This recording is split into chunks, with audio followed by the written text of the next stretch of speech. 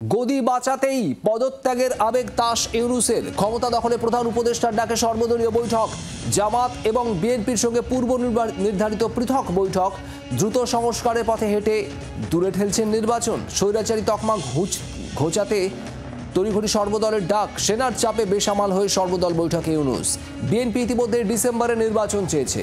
নিরাপত্তা উপদেষ্টা এবং 2 ছাত্র উপদেষ্টার পদত্যাগ চেয়েছে খালেদা জিয়ার দল। মৌমিতা চক্রবর্তী আমাদের প্রতিনিধি রয়েছেন আমাদের সঙ্গে সরাসরি। মৌমিতা, সব মিলিয়ে এই মুহূর্তে ঠিক কি খবর? আবারও কি সর্বদল বৈঠক হচ্ছে?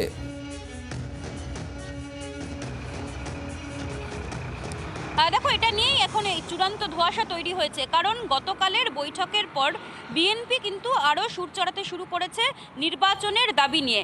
তারা স্পষ্ট জানিয়েছেন বিচার, সংস্কার এবং নির্বাচন, এই 3টে যে ইস্যু সামনে রাখা হচ্ছে, 3টে ইস্যুর সঙ্গে কোনোটার সাথে কোনোটার পারস্পরিক কোনো বিরোধ নেই, পারস্পরিক কোনো যোগসূত্র নেই। নির্বাচন যদি দ্রুততার সাথে না হয়, তবে জনগণের আস্থা এবং জনগণের ভরসা, সংস্কার হওয়ার বা নতুন বাংলাদেশ গড়ার যে স্বপ্ন নিয়ে ইউনূস সরকারকে অন্তর্বর্তীকালীন সরকারের দায়িত্ব দেওয়া হয়েছিল, তা থেকে জনগণ আস্থা হারাবে। সুতরাং যদি নির্বাচন হয়, তবে গণতান্ত্রিক প্রক্রিয়ায় যে দল ক্ষমতায় আসবে তাদের কাজ হবে বিচার দেওয়া, তাদের কাজ হবে সংস্কার করা, নতুন বাংলাদেশ করা। সুতরাং ডিসেম্বরের মধ্যে নির্বাচন করতে হবে, এবং শুধু নির্বাচন করলেই হবে না, আপাতত অন্তর্বর্তীকালীন সরকারের নিরাপত্তা উপদেষ্টা সহ 2 ছাত্র উপদেষ্টাকে অবিলম্বে সরানোর দাবিতে কিন্তু জোরালো সওয়াল করতে শুরু করেছেন তারা। কিন্তু ইউনূস সরকার, তিনি কি আদৌ চাইছেন? ইউনূস নিজে কি আদৌ ক্ষমতা থেকে সরতে চাইছেন? সেই প্রশ্নটা কিন্তু বৃহস্পতিবার সন্ধ্যের পর থেকে আরো জোরালো হচ্ছে।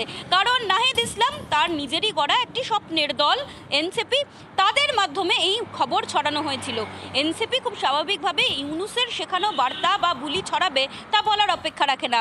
নাহিদ গতকালও বলেছেন যে ডক্টর ইউনূস খুব হতাশায় ভুগছেন, তিনি কাজ করতে চাইছেন কিন্তু তাকে কাজ করতে দেওয়া হচ্ছে না। আর তা থেকেই কিন্তু একটা বিষয় স্পষ্ট, ডক্টর ইউনূস কোনোভাবেই তার চেয়ার ছাড়তে চাইছেন না, ক্ষমতার গন্ধ পেয়েছেন তিনি।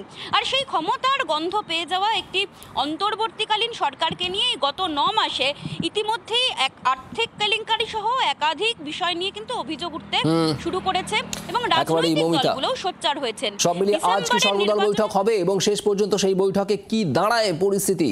তার কারণ ইতিমধ্যেই ডিসেম্বরেই নির্বাচন করতে হবে, ডিসেম্বরের মধ্যে এমনটা বিএনপির তরফে দাবি করা হয়েছে। কি বলা হচ্ছে শোনাবো।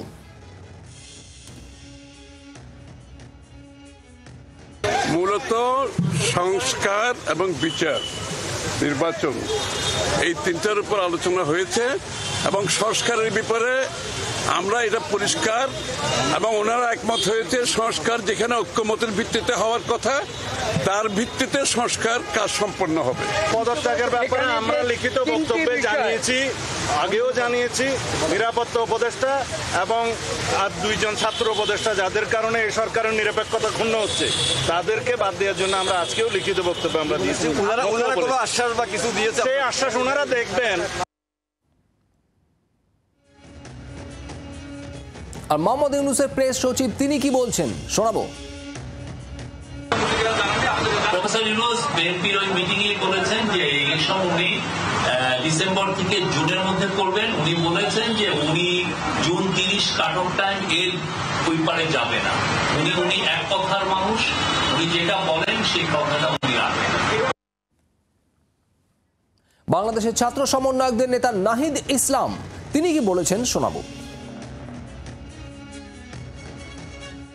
বর্তমান যে পরিস্থিতি, সেই পরিস্থিতি নিয়ে আলোচনা করতে উনি কাজ করতে পারছেন না, বা সে বিষয়ে উনি দায়িত্ব ছেড়ে দিবেন কিনা, এই বিষয়ে ওনার চিন্তা ভাবনা রয়েছে। উনি যাতে দায়িত্বে থাকেন, দায়িত্বে থেকে রাজনৈতিকভাবে আলোচনার মাধ্যমে সকল পক্ষের সকল সমস্যার সমাধান করেন। কোনো রাজনৈতিক দল নয়, বরং জনগণ এবং যে গণ অভ্যুত্থানকারী ছাত্র জনতা, তাদের আহ্বানেই তিনি দায়িত্বে এসেছেন, এবং তাদের আকাঙ্ক্ষা বাস্তবায়নের জন্যই তিনি আসলে কমিটেড। কোনো রাজনৈতিক দলের প্রতি উনি কমিটেড নয়। এই বিষয়টা যাতে উনি বিবেচনা করেন যে কোনো সিদ্ধান্তের ক্ষেত্রে। বাংলার আওয়াজ, বাঙালির আবেগ, জি 24 ঘন্টা।